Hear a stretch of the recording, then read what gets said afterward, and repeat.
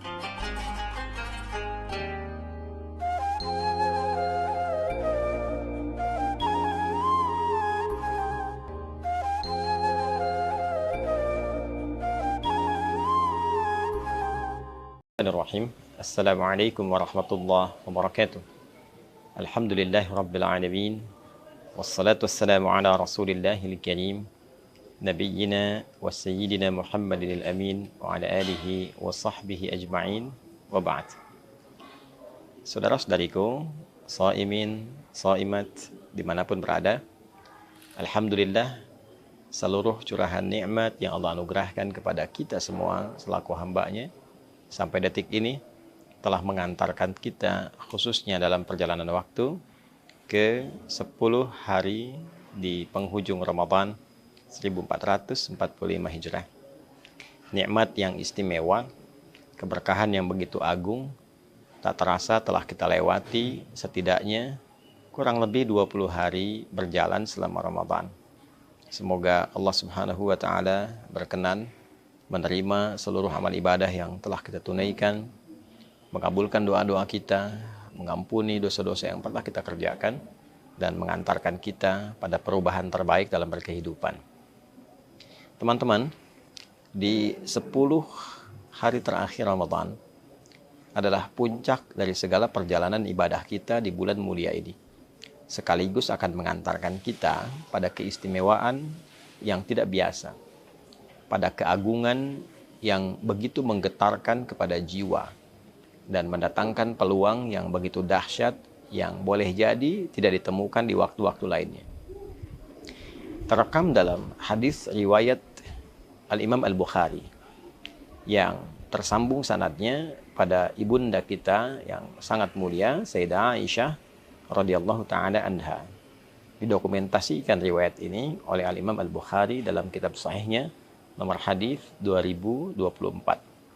Sayyidah Aisyah menyampaikan, atau kama qalat, idza dakhala al-ashru min Ramadan.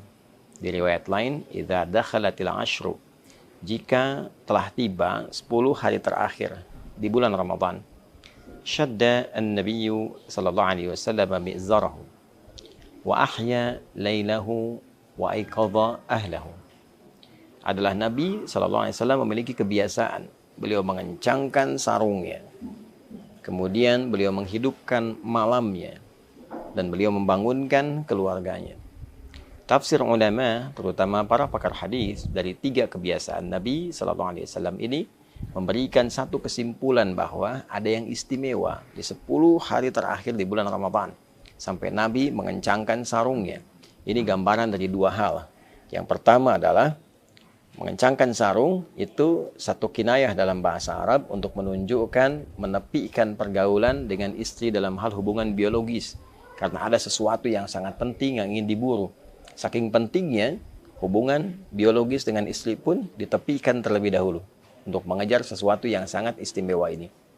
Ini juga menggambarkan bagian kedua, sesuatu yang disimbolkan dengan pengencangan sarung yang biasa digunakan untuk beraktivitas ibadah, menunjukkan peningkatan ibadah yang lebih dari sebelum-sebelumnya. Kuatkan lagi, kencangkan ikat pinggang. Itu artinya kita menyiapkan sesuatu pada sesuatu yang penting, yang ingin kita tambah durasinya, tambah kualitasnya, tambah kuantitasnya. Maka ketika Nabi disebutkan mengencangkan sarungnya, ini menunjukkan bahwa beliau ingin meningkatkan kualitas dan kuantitas ibadahnya dalam rangka pendekatan lebih kepada Allah Subhanahu wa Ta'ala di 10 hari terakhir. Lalu ahya lailahu, beliau menghidupkan malamnya. Malam dihidupkan, keterangan para periwayat menunjukkan bahwa satu, peningkatan ketaatan kepada Allah Subhanahu wa Ta'ala. Menghidupkan malam bisa berarti menghidupkan dengan sholat. Ada tambahan yang kelak kita bisa bahas di pertemuan yang lain tentang kebolehannya menunaikan sholat malam setelah sholat tarawih. Secara teknis kita akan bahas di pertemuan sesi yang lain. Bila ditutup dengan witir, bagaimana teknis malamnya. Bila witir diakhirkan, bagaimana teknis pembaginya. Secara singkatnya, Nabi menghidupkan malam-malam di akhir Ramadan ini dengan ibadah, dengan ketaatan. Boleh jadi dengan tilawah Al-Quran. Karena hadis-hadis mengungkap satu rahasia bahwa Nabi SAW setiap malam Ramadan didatangi oleh malaikat Jibril, dibimbing untuk tadarus, bisa membaca, bisa mengkaji, bisa juga dibimbing untuk pemahaman makna. Ini menunjukkan malamnya hidup. Wa aiqadha ahlahu, dan beliau membangunkan keluarganya. Beliau menginginkan tidak hanya sebagai pribadinya yang saleh, tapi juga memberikan keteladanan pada umatnya, keluarganya dibangunkan, dihidupkan, dan diarahkan untuk meningkatkan giat rutinitas di malam-malam Ramadan. Para pakar merinci yang dimaksud membangunkan keluarga ini adalah mengarahkan mereka untuk meningkatkan sholat di malam-malam Ramadan. Pertanyaannya teman-teman, apa yang menjadikan kegiatan ini begitu kuat dilakukan? Motivasi apa yang menjadikan Nabi SAW memberikan contoh langsung kepada kita dengan mempraktikkan hidupnya malam-malam 10 terakhir Ramadan, hidupnya hari-hari 10 terakhir Ramadan? Tiada lain, para ulama menyimpulkan bahwa terdapat keistimewaan yang kiranya belum tentu didapatkan di 10 hari pertama, 10 hari kedua di bulan suci Ramadan itu. Apa yang bisa diraih di 10 hari terakhir ini? Beberapa ulama merinci keterangan yang disambungkan pada riwayat-riwayat yang sahih dari Nabi SAW adalah yang pertama, peluang yang sangat besar untuk mendapatkan malam Al-Qadar. Malam Al-Qadar tentu kuasa Allah untuk menurunkannya. Bisa di awal Ramadan, pertengahan Ramadan, atau bahkan akhir Ramadan. Namun kebiasaan yang berlangsung pada kehidupan Nabi SAW, salah satu riwayat sering menunjukkan bahwa kedatangan malam Al-Qadar seringkali terjadi di akhir-akhir Ramadan. Tepatnya di antara 10 malam-malam akhir Ramadan.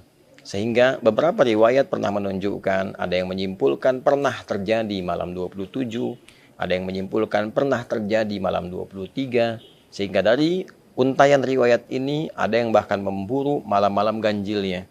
Sekalipun kuasa Allah bisa mendatangkan di malam genapnya, ganjil bisa, genap bisa.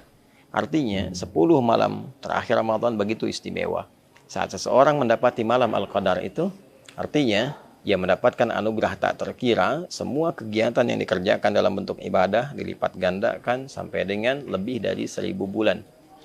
Bila 1000 bulan saja kita konversi, setidaknya ada 85 tahun, maka sekali baca Al-Quran, satu huruf nilainya sama dengan 85 tahun kita membacakan itu.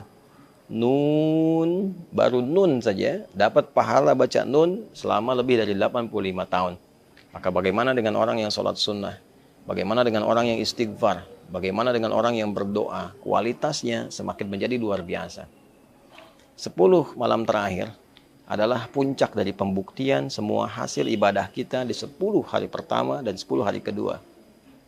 Saya sering gambarkan kalau orang sudah merasakan nikmatnya satu makanan, tentu dia akan berburu lebih kuat lagi tentang makanan itu.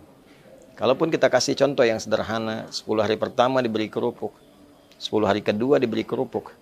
Begitu masuk 10 hari ketiga, bukankah kita sudah menunggu kerupuknya? Apalagi kalau menunya begitu lezat. Maka orang-orang yang menikmati 10 hari pertama, 10 hari kedua, dia akan semakin mengencangkan ikat pinggangnya untuk menghidupkan 10 hari terakhir, karena ini puncak Ramadan. Belum tentu bertemu dengan Ramadan di tahun yang akan datang. Karena itulah kemudian 10 hari terakhir ini adalah puncaknya kita berdoa. Optimalkan, boleh jadi itu menjadi puncak dari jawaban. Puncak kita bertobat. Dan puncak kita menunjukkan kesungguhan kepada Allah saat sebagian orang-orang yang bahkan mengatakan beriman sedang disibukkan oleh urusan dunianya. Betapa sebagian sudah berpikir tentang mudik. Tidak salah, sah-sah saja. Dan boleh jadi kita berhusnudzan di perjalanan mereka mengisi dengan tilawah, mengisi dengan ibadah, alhamdulillah. Sebagian masih sibuk dengan berdagang, mengejar setoran, mengejar THR, mengejar pembagian, bahkan mengejar untuk target lebaran. Berapa omset yang harus didapatkan. Di saat orang mengejar omset dunia, ada orang yang berpikir investasi mengejar omset akhirat. Maka dia tukar dunianya untuk mengejar akhiratnya. Dan itu luar biasa. Pada saat itu bisa kita lakukan, maka rahmat Allah turun dengan lebih luas di situ. Pertaruhan antara akhirat kita yang meninggalkan sementara kegiatan dunia, atau kita tarik dunia menuju akhirat, itulah yang berpeluang besar menghadirkan rahmat Allah sehingga mampu membebaskan kita dari ancaman neraka. Itu sebabnya 10 hari terakhir sebagian ulama berkomentar bahwa ini potensi besar untuk membebaskan kita dari jeratan neraka. Itqum minan nar.